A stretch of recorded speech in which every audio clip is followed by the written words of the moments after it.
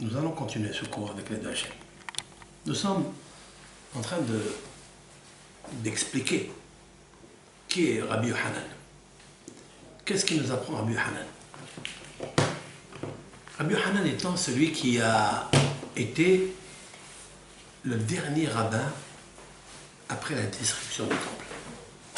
Rabbi Yohanan a vécu toutes les tragédies du Ham Israël. Rabbi Yohanan était très attaché à la terre d'Eretz Israël. Rabbi Yohanan a dit, au nom de Rabbi Shimon Bar Yochai, Shlosha matanot natan HaKadosh Baruch Hu l'Israël. HaKadosh Baruch Hu a donné 3 cadeaux au peuple d'Israël. Vekulan, et tous ces 3 cadeaux, l'onetanan, il les a donnés, et là, à l'idée historique. Seulement par le biais de la souffrance. La question est de savoir si c'est une matana, si c'est un cadeau, pourquoi la souffrance? Ça, c'est une réponse pour tous ceux qui se posent la question. J'avance dans la Torah, à peine je commence à vivre un peu, qu'il m'arrive des problèmes, qu'il m'arrive des souffrances. La réponse est, la Torah c'est un cadeau. Mais pour l'acquérir, ce cadeau, c'est-à-dire le bonheur, il faut la souffrance. La souffrance, ce n'est pas seulement quelque chose qui vient t'embêter, qui vient te rendre ta vie amère. Non. La souffrance, c'est quelque chose qui te fait comprendre les valeurs des choses. De ne pas gaspiller la vie, qui est la plus grande urgence vitale de l'homme dans ce monde. La vie. Quoi faire avec la vie? Torah, voici le premier cadeau. Eretz Israël, voici le deuxième cadeau. Olam Haba, voici le troisième cadeau. Pour acquérir Olam Haba, il faut des grands Issourim. C'est pour ça qu'il est en 3e position. Pour acquérir Eretz Israël, il faut beaucoup de Issourim. Ce n'est pas une chose facile. Vivre en Israël avec un manque de parnassa, c'est pas tout le monde qui vit avec une grande parnassa. On peut avoir la parnassa, mais ça c'est pour le corps, pour faire vivre et maintenir le corps. Payer son loyer, payer la scolarité, certes. Mais est-ce que la parnassa de la neshama est viable? Autrement dit, est-ce que tu peux étudier la Torah avec le dohak parnassa? C'est possible? Le Rav Hida a dit, dans son livre Shema Gedolim, comment ça se fait que Rabbi Yohanan était en Eretz Israël et resté en Eretz Israël, tandis que Rav, Shmuel, Abaye, Rava, Rabba, ces grands géants de la Torah, comment ça se fait qu'ils sont restés à Babel? Pourquoi ils ne sont pas retournés en Eretz Israël?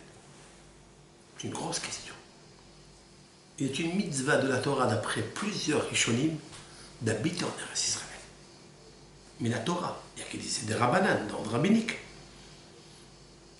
Mais ces rabbins-là, comment ils peuvent rester encore en exil?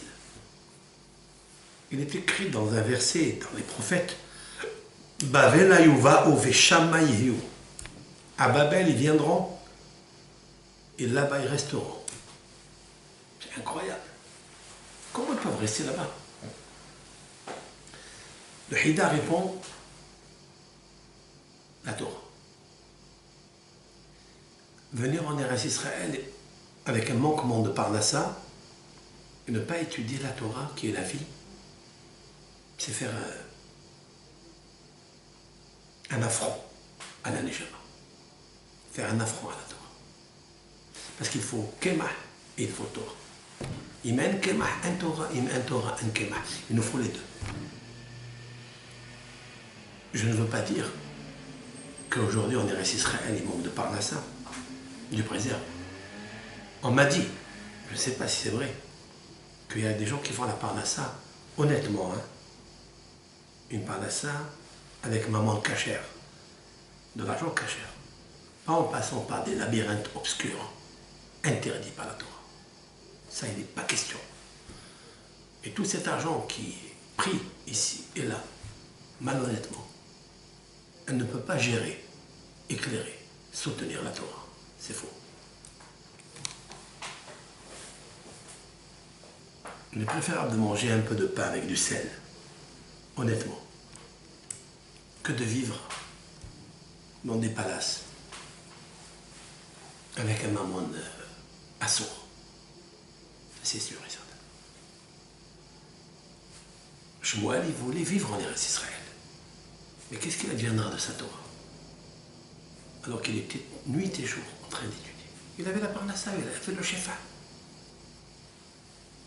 C'est une grosse réponse, ça, du Rav Hida.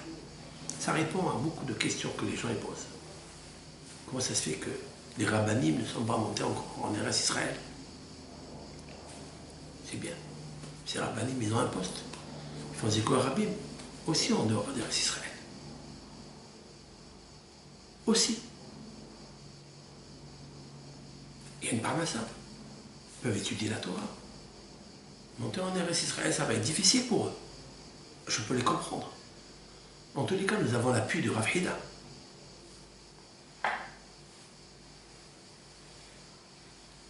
Rabbi Hanan a dit quelque chose d'extraordinaire. Il a dit, moi je reste en Eretz Israël. Pourquoi? Parce que Rabbi Hanan a souffert. Rabbi Hanan a eu le mérite, par ses souffrances, pas seulement de s'écrouler, mais d'aider les autres en Eretz Israël. C'est pour ça qu'il a eu le mérite d'être l'auteur du Talmud de Jérusalem. Un Talmud qui est très compliqué. Il était écrit avec une brièveté. On ne sait pas où commence la question, où finit la réponse. On ne sait pas. Tellement il est difficile à le comprendre.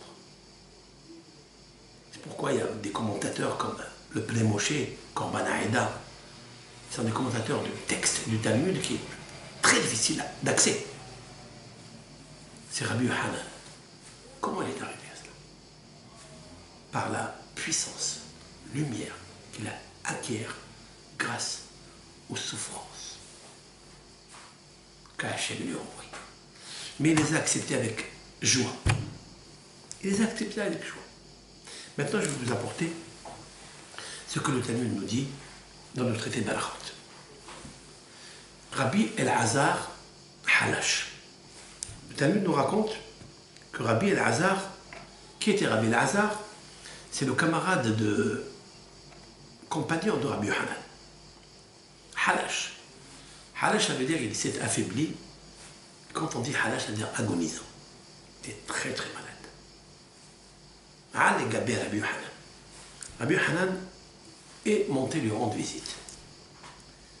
Il a vu Hazé, il a vu Dehava Gané Bebet Afel. Il a vu Rabbi Hanan que le malade, Rabbi El-Hazar, était alité dans une cave, dans une petite chambre obscure, c'est-à-dire il n'y avait pas de lumière.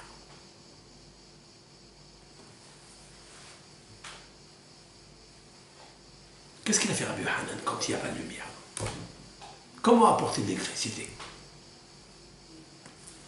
Il a retroussé sa manche, il a retroussé les manches, il a montré son corps, Venafal Neora. Et voilà une lumière réelle, authentique, qui jaillit de son bras. Elle a éclairé la chambre. Et au moment où elle éclaire la chambre, il voit que Rabbi El-Hazar est en train de pleurer, de déverser des larmes amères, chaudes. Et Rabbi Hanan est étonné de le voir en train de pleurer. Il dit, pourquoi tu pleures? Qu'est-ce qui t'arrive? Est-ce que parce que tu n'as pas étudié beaucoup de Torah? Il est écrit,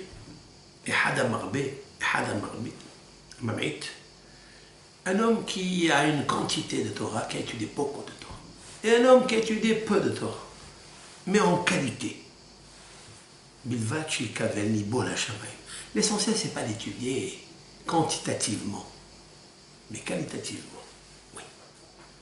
Il est préférable de faire un tout petit peu de supplication avec Kavana, de comprendre ce que tu dis, que ça transpère de part en part ton cœur, que tu comprennes ça, c'est pas la peine de faire des kilomètres de prière. Ça sert à quoi? Tefila, Belo, Kavana, une prière sans Kavana. Kegouf, Belo, Neshama. C'est ce qu'il dit Rabbi Yohanan à Rabbi Lazar. Il lui dit, bon, est-ce que tu pleures parce que tu as quitté ce monde et tu n'as pas assez de bagages? Tu n'as pas étudié beaucoup de Torah. Tu n'as pas eu le temps d'étudier beaucoup de Torah. Et tu as étudié un peu et concentré. Ça suffit, Baruch Hashem. L'essentiel que tu as fait, Nahad Ruah, Hashem. Rappelez-vous que Rabbi Yohanan a dit, Ashrei mi gadal batorah. Heureux l'homme dans ce monde qui grandit dans la Torah. Mais,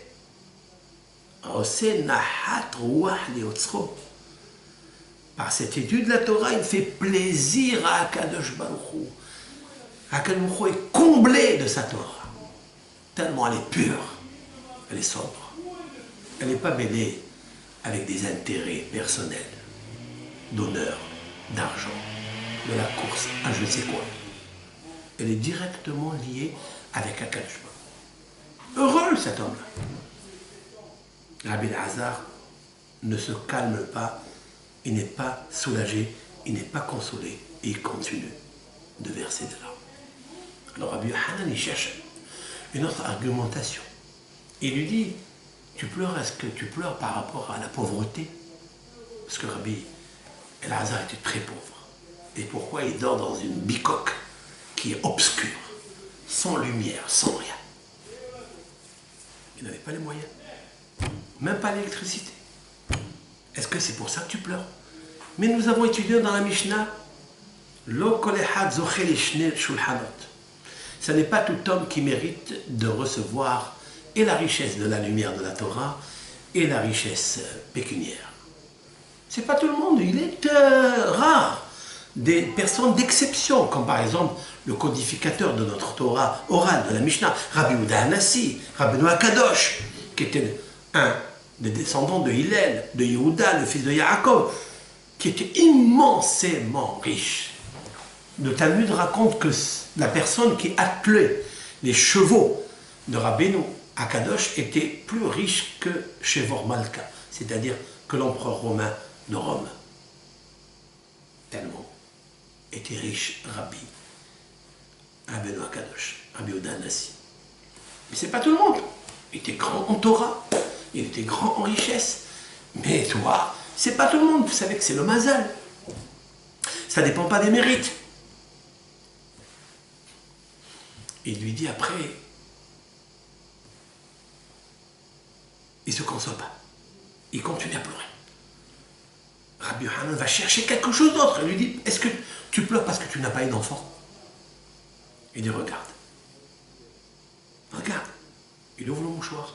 Il prend la dent, ou il prend l'os de son dernier enfant, le 10e. Den garmadi asira abir. Regarde.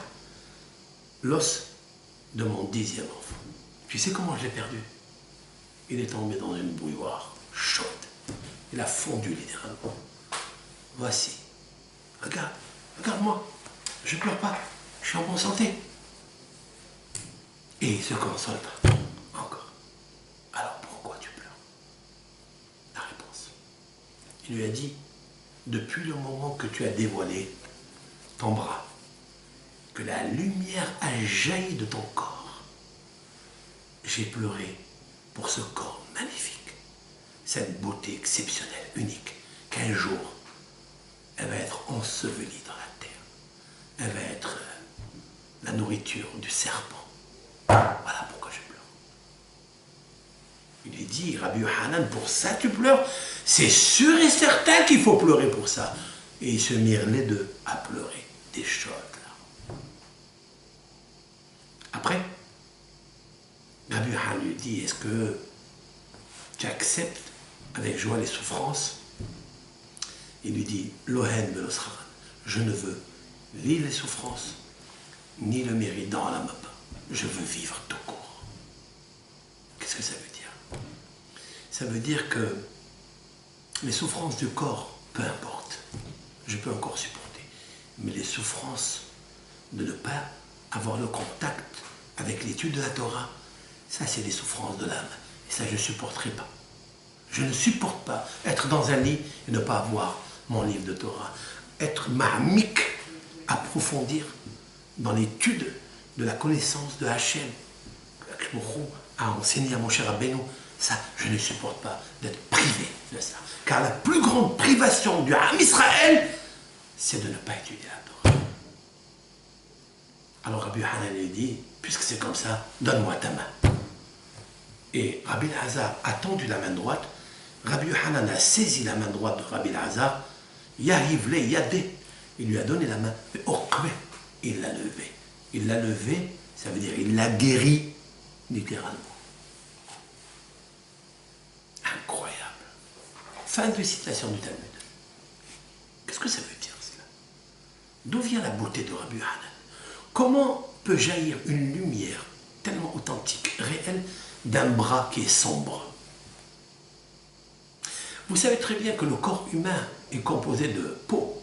Cette peau, elle vient d'où? Rabbi Moshe Cordovero a cité un Zohar Kadosh que Akadosh Baruch Hu a habillé Adam de kotnot or, c'est-à-dire de tunique de peau. Cette peau d'où il a prise? Il y a beaucoup d'explications. Mais cette peau que nous avons, c'est la peau du serpent, celle qui transpire, qui sent pas bon du tout. C'est pourquoi elles ne sont pas bonnes. Pourquoi on doit transpirer et sentir une odeur désagréable? Pourquoi? C'est pour te rappeler de la faute que tu as faite jadis dans le Gan Eden, l'endroit idyllique, l'endroit le plus merveilleux du monde, l'endroit où tu étais attaché au cordon ombilical par l'âme à Akadosh Baruch Hu, ton créateur. Tu l'as perdu. Maintenant, pour te rappeler de ça, au lieu de sentir des bonnes odeurs, des fleurs et des roses de Baccarat de Gan Eden, tu sens dans ta peau, tu sens pas. Tu te rappelles du serpent. Rabbi Yohanan, par les souffrances qu'il a eues, il a rendu son corps translucide. Le corps, pas de kotnot or, des tuniques de peau du serpent. Kotnot or, des tuniques de lumière. Or, Aneshama. La Neshama intérieure jaillissait à l'extérieur. Elle a brisé toutes les frontières obscures de la peau de l'homme. Et elle sortait à l'extérieur pour mettre de la lumière, jeter de la lumière littéralement dans la chambre obscure où était allaité, malade, Rabbi Elazar. J'ai écrit un livre qui s'appelle Tzafnat Pa'aneah, comme le nom qu'on a donné à Yosef, qui n'a pas été encore édité, où j'explique à Pi Kabbalah, selon la mystique juive, avec l'aide de Hachem, qu'est-ce qui se passe dans la main? Qu'est-ce qu'il a fait Rabbi Hanan? C'est magique? C'est magnétique? Qu'est-ce que c'est? C'est quoi la technicité de lever l'autre qui est agonisant? De le lever et de le guérir. Juste en lui donnant la main. Yahiv le yadé. Yahiv, donner les à lui, yadé à la main. Les initiales. Yud, Lamed, Yud. Yahiv, Yud. Les, Lamed. Yadé, sa main, Yud.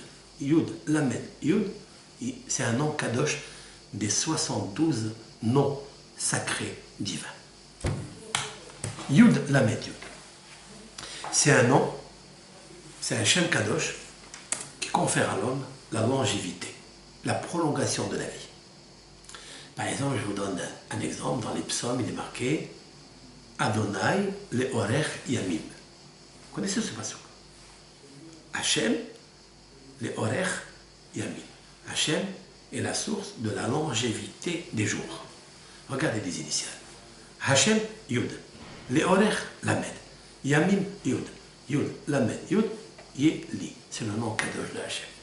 Regardez. Yahiv, il a donné les à lui.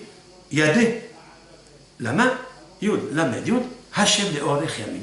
C'est avec ça qu'il a soulevé Rabbi Elazar. C'est un peu profond. Ça existe. Ça n'est pas du magnétisme. Mais d'où il a cette force-là? La Torah. La Torah qu'il a obtenue Rabbi Hanan, il ne s'est pas laissé briser. C'est cette question qu'il avait quand il a étudié le livre de Job.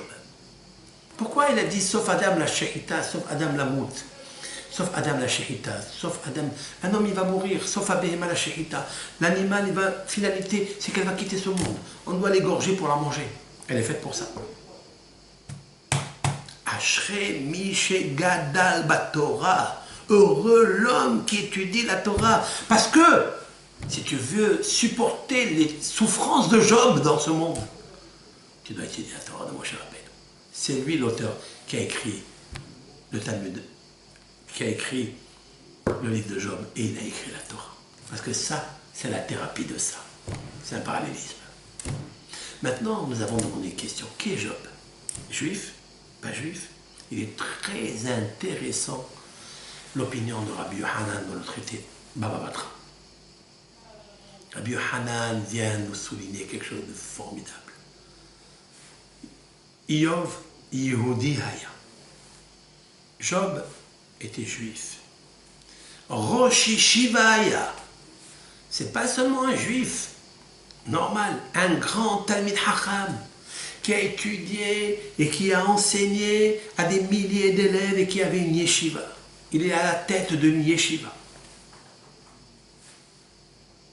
Ve'yelid Tevaria Haya. Il est natif de Tibériade. Qui est-ce qui parle ici? C'est Rabbi Yohanan. Il est très intéressant de savoir que Rabbi Yohanan était un juif, qu'il était Rosh Yeshiva et qu'il était né à Tibériade. Ça n'est pas peut-être la deuxième édition ou la troisième édition de Job, certes. Et c'est pour ça que Rabbi Yohanan dit « Heureux l'homme qui étudie la Torah ». Parce que Job était un Rosh Yeshiva. S'il a pu tenir les sourines, c'est parce que la Torah, c'est elle qui fait tenir l'homme. Quand tu vois des fois les profondeurs de la tragédie que souffre le peuple d'Israël dans l'exil, il nous faut savoir comment ils se tiennent debout. Comment des millénaires, des décennies, ils sont encore là, forts. Parce qu'Akadosh Baruch Hu leur a donné une grande matana gdola, Torah. Il leur a donné la Torah. C'est ça, l'âme Israël. David Amelech a dit, dans le psaume 119, qui est composé de l'alphabet Aleph Bet Gimel, dans sa lettre Lamed, c'est-à-dire étude, le limoud, Lamed, la valeur numérique 30. David Amelech a dit Loulé Torah Tracha Ashwaï, Az Avati Beoni. Cela veut dire quoi? David Amelech avait beaucoup de souffrances. Il était traqué jour et nuit par ses ennemis. Ce n'est pas seulement des non-juifs. Il n'avait pas peur de cela. De tous les idolâtres, il n'avait pas peur. Mais de ses amis et de ses frères. Même ses frères, ils l'ont répudié, ils l'ont humilié. Et David Amelech dit Loulé Torah Tracha Ashwaï, si je n'avais pas ta Torah, qui est ma joie, autrement dit mon jouet, celle qui me procure la joie, alors, Avati Beoni, j'aurais disparu littéralement à cause de mes souffrances. Qui est-ce qui fait tenir les deux? La Torah. Et ça, ce passoka, je voudrais l'expliquer en relatant cela avec les lamentations de Jérémie. Echa, Yashva Badad. Comment elle est restée en solitude. Jérusalem, la Shekhinah. Comment la rehausser? Comment nous rehausser? Comment donner le réconfort, le rehaussement, l'espérance au Ham Israël?